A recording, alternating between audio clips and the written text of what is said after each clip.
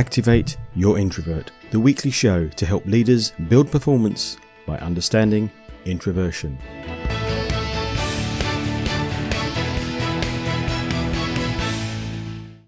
In this week's show, balancing return to the office with working from home.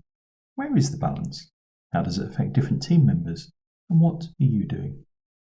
A discussion with Guy Robinson. Guy is the owner of Zebra Accounting, a modern accounting and business services firm on the South Coast. Guy and I have a discussion about working from home, what it did and how it does affect his firm. And question of the week. What makes an introvert feel comfortable and invited to share so they feel joy in sharing? What question would you like answered about introversion? Visit activateyourintrovert.co.uk and let me know. I'll answer your question on the show, and you'd be welcomed to join me on the show if you like. I've been waiting to chat to Guy for a couple of weeks now, and in the very week we manage it, Jacob Rees-Mogg appears in The Guardian talking about how we should all be returning to the office. He says working from home should come to an end, at the same time as the unions push for flexible working. He expects civil servants to return to their desks to ensure government department offices are running at full capacity, even though, according to the article, they don't have enough desks for everyone to be in the office. He says governments should accelerate the return of civil servants to the office to realise the benefits of face-to-face, collaborative working and the wider benefits for the economy. Collaborative working is an interesting point, and it's one I pick up on with Guy. But the economy doesn't sound like a benefit we should all be aiming for. At least, not as it seems to imply that people spending more of their week travelling and eating out is a good thing, which you might or might not like for your employees. Apparently, many government departments have only 25% of staff working in the office in any one day. I'd love to know what the figure is for you and what issues and benefits you see. Do drop me a line or come online like Guy and we'll talk about your experience. One couldn't talk about the week's news without mentioning Partygate. However, I'm stepping aside from the did he didn't he issue, and I was thinking more about the advantages and disadvantages of staff or work social gatherings. I can understand how some of the boundaries between the two become fuzzy, but have you ever thought about the impact on those staff that you have who hate work socials, and they are often introverts? An article on Introvert in Business this week gives some tips on making such events more introvert-friendly. Mark Zuckerberg is somebody I often cite as an introvert who is a successful leader, and he was in the news this week. You may not like how intrusive and pervasive his product is, or you may love Facebook, but he is certainly the leader of a successful multinational. Anyway, he was in the Tim Ferriss show, and he admitted that he is lovingly, if such a term can be applied in this context, known as the Eye of Sauron, after the all-seeing supervillain from The Lord of the Rings.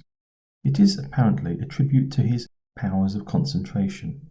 That sounds quite like many introverts I know, although he went on to say that he has an unending amount of energy to go to work on something, and that when that energy is pointed at any given team, it tends to just burn them. Maybe that's not quite such a great introvert advert after all, but there's certainly something about the powers of concentration. Should you resign if you break your own rules? Now, you may have a clear view of the UK government version of this at the moment, but I want to convert it to business. There are often cases of business leaders doing things they said they wouldn't. Does it weaken them? Closer to home, how many firms and leaders do you know that break the infamous company value statements that are pinned on the wall? Company value statements seem to be a good idea, and it became a stupid trend a few years ago to stick them on the office wall. I think the hope was that employees would all read, understand, and enact the values they're told to espouse. Well, if leaders don't, what chance is there that staff will? But a better version of this would be to call out and praise demonstrations of those same values. Several firms I know have built a more positive team by asking people in the weekly team meetings for examples of where a member of staff has demonstrated one of the company values. It works as peer recognition. It brings dull words from the wall into life and it shows, most importantly, what they mean. What's more, by announcing in advance you're looking for these examples every week, introverted people and their interior processing skills can be brought into the meeting easily too. And a strange but seasonal one to end on. A grandmother, aged 75, has an Easter egg she was given at the age of 13, according to the Metro. Her father bought the egg in 1960. She said, the sugar daffodils on it used to be bright yellow, but now they're turning a bit brown. But the egg is still intact and all of the chocolates and toffees are still inside. She even pays about £80 a month to have the egg kept in a cool storage container to prevent it melting. I have exactly zero linkage to introversion to go with this article, although if you can imagine one, I'd love to know your excellent idea. I think it's definitely time, however, to move on and talk to Guy about working from home or the office.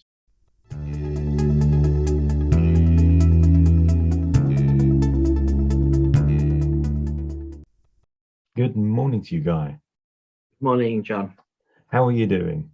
I'm good, thank you. We said we were going to talk a lot about working from home and some of the pluses and the minuses that you've found over the last couple of years, and in particular, what's going on at the moment, because lots of people are still working from home or wanting to stay working from home, and lots of employers, such as yourself, are seeing many good reasons for bringing them back into the office. But the first thing I always ask my guests is, are you an introvert or an extrovert? And probably more importantly, what effect does that have on you in business and your relationship with your team?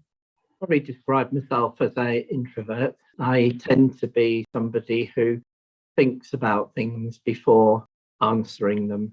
Don't shoot from the hip, if you like. I can be quite quiet sometimes in conversations because I'm processing the information and then come up with my, shall we say, reasoned thoughts, whereas other people in a group might be volunteering whatever comes into their head straight away. And it's quite interesting, though, because you run a very successful firm. It's a very modern business services and accounting firm. And some people will sit there and say, introverts aren't so good at running businesses. Clearly, you are. Yeah, I mean, I guess there's no particular reason why you have to be introvert or extrovert to run a business. I'd agree. But you will have different styles accordingly. When people jump into the conversation early and I'm still thinking about it, I'll probably just gather their thoughts.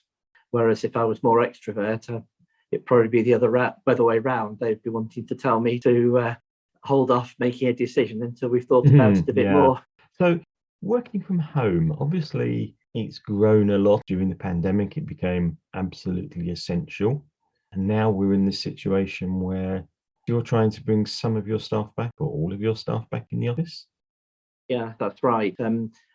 During the first year of the pandemic, we were very much having to work at home because of lockdowns, etc. But one of the things about accounting is it's very much a training organisation. We learn off each other. We do a lot of one-to-one training as we're going along, and that became incredibly difficult during lockdown and with people working at home. So I think that's probably the most difficult part, and I don't think we realised it straight away. But as time went by, we realised that actually there's what I call a noise going on in the background in the office. People might even say, oh, what on earth do I do with this? And then someone else would sort of tap you on the shoulder and say, here's an idea, or I've come across that before, and show you what to do.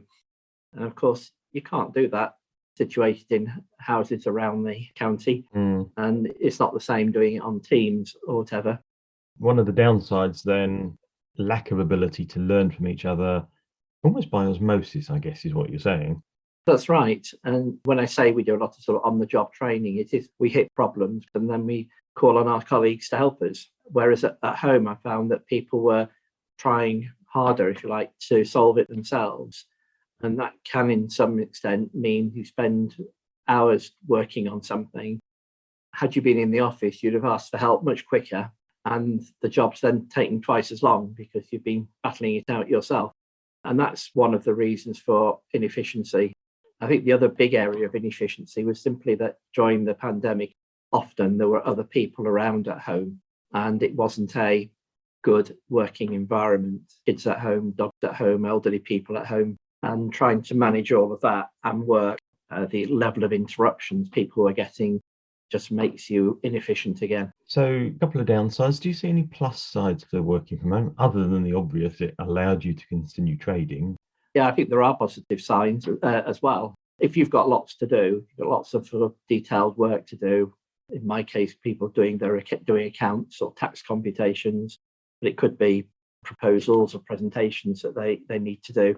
Having a quiet environment at home is much more conducive to doing that work than being in the noisier environment of work, coupled with the ability to save a bit of travelling time and cost and things like that. I think in the right circumstances, working at home can be really useful and beneficial to both employer and employee. So, particular types of tasks you can still see that work well from home. And I guess implicit in what you're saying is that it's got to be a self-contained unit where you haven't got to be interacting with other people for that particular task. As you said, like doing some computations or preparing a proposal. Do you see any difference with different types of people? Come back to the introvert extrovert thing again. Do you see anything where extroverts prefer working at home or work better at home, or the opposite? I think the introverts amongst the team probably have a better capacity to almost cut out the noise when they're in the office, whereas the extroverts are probably listening more to what's going on and wanting to interact more. It's an interesting question because it probably means that maybe extroverts, if they can manage their attention span, can work better at home because they're not going to be trying to be involved as much. But it makes logical sense from what you've just said. I mean, I guess that means that the extrovert would not naturally want to work at home, but if you can get them there, they're going to get less distracted by everything else that's around them. Yeah, I think potentially, absolutely. In the office, the extroverts are the noisier people. On the other hand, they're probably also the people who will call out for help quickest. That can again improve the efficiency of doing things. You don't get yourself bogged down as much. So however we look at it, if working from home's got to work, we've got to get around this being able to ask for help for colleagues quite easily, which would naturally take place if you're in the office. I think there may be a case of saying that an individual employee, there is some of their workload which is best done in the office and some which is best done at home because the environments are different. And it wouldn't be helpful to try and tackle a new piece of work at home when you might need the help of others to do it. A couple of questions then before we conclude. Number one is just struck me while you're talking. You've talked about having a team with extroverts and introverts in it, and yet you run an accounting firm who stereotypically are all introverts. I think the work of accountants is changing an awful lot at the moment, and we've had technology which has come in over the last 10 years, which enables us to understand what's going on with our clients because we can see the figures from our desk in a way which we've never been able to do before. That has meant that our clients are trying to understand more about their bookkeeping, their accounting, what their figures mean, and asking a lot more questions. And that means that the people we employ need to be more extrovert because they have to talk to the clients an awful lot more. Gone are the days where we gather in a load of papers, sit in the corner and do the accounts and don't really need anything else. Now a lot of the routine work is being automated, and therefore what the clients are looking for is more help understanding what their numbers mean. Guidance and interaction. Yeah, we need to be, if you're too introvert, too quiet and won't pick up the phone, you'll end up emailing or not communicating with the client, whereas we actually need conversations with clients. Interesting. So almost as if historically the stereotype, whether it was right or wrong, might have actually made some sense, but nowadays the role has changed completely and it's almost the other way round nowadays because of the much greater interaction with clients. Yeah, I think that's absolutely right. So many people coming to accountants, say 10 or 20 years ago, were just coming to get accounts and tax done. nowadays they want a lot more. That's why you're so successful, because you can deliver that service. We need the skills to be able to communicate to clients, which may mean we need to be a bit more extrovert. And okay, interesting. Yeah. So quickly concluding then, one tip for managing introverts, particularly in a working from home situation.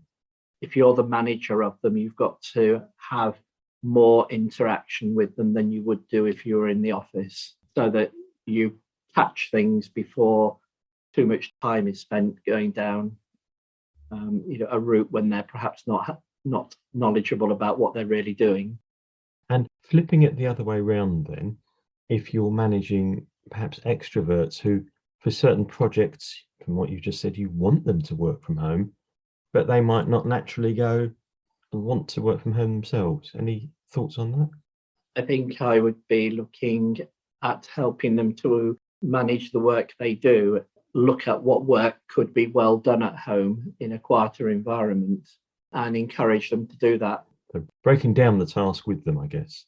That's right. And I think for a lot of people going forward, 1, maybe even 2 days a week working from home may be a good way of actually improving both job satisfaction and efficiency. So you could get a win-win. Brilliant. I was going to ask you to look in a crystal ball and say what will happen. So thank you for that. Guy, I've loved chatting to you. Now, I'm sure that some of the people listening will go, we wish he was our accountant.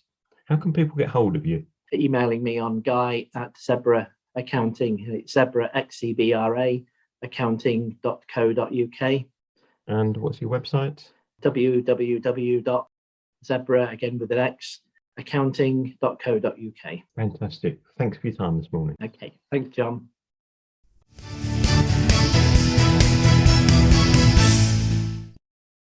A big thanks to Guy.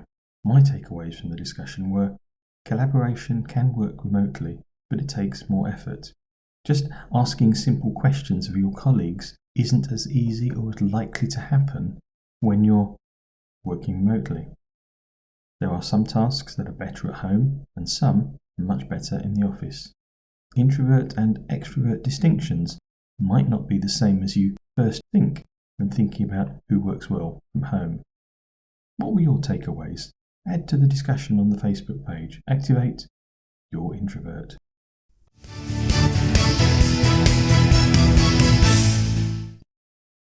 What would you like to know about introversion in business? This week's question, an odd one maybe, is: what makes an introvert feel comfortable and invited to share so they feel joy in sharing? It came from the website without any contact details, so I'm going to create some context to go with it. I think the question implies, number 1, that sharing is a thing we should all feel joy from, and number 2, that introverts don't feel comfortable sharing and need encouragement to share. Well, number 1, I think that sharing something physical or just an idea can be very rewarding when the other person wants it. Saying that reminds me of unrequested feedback dressed up as support and help, which is normally simply ego being thrown around. But if somebody really wants feedback, it can be incredibly powerful, and so sharing it can give great joy. But number 2, the interesting bit: introverts don't feel comfortable sharing. This is not something I've ever come across before, and I've asked around this week, still with no examples. So if you have one, please put it on the Facebook page. I'd love to know it. The closest I get is that many introverts I know don't bother adding to a discussion, sharing their views and ideas, when they don't believe there's any point, and they don't tend to bother fighting over louder extrovert voices unless they're incredibly passionate about the subject. So I'm not sure if I've completely answered the question, but I look forward to your thoughts on the Facebook page. Activate your introvert. I'm John Baker. Thank you for listening. I hope you found it useful. There's a new episode every Thursday at activateyourintrovert.co.uk and your favourite podcast provider. Till then, go be introversial, activating your introverts, building your business.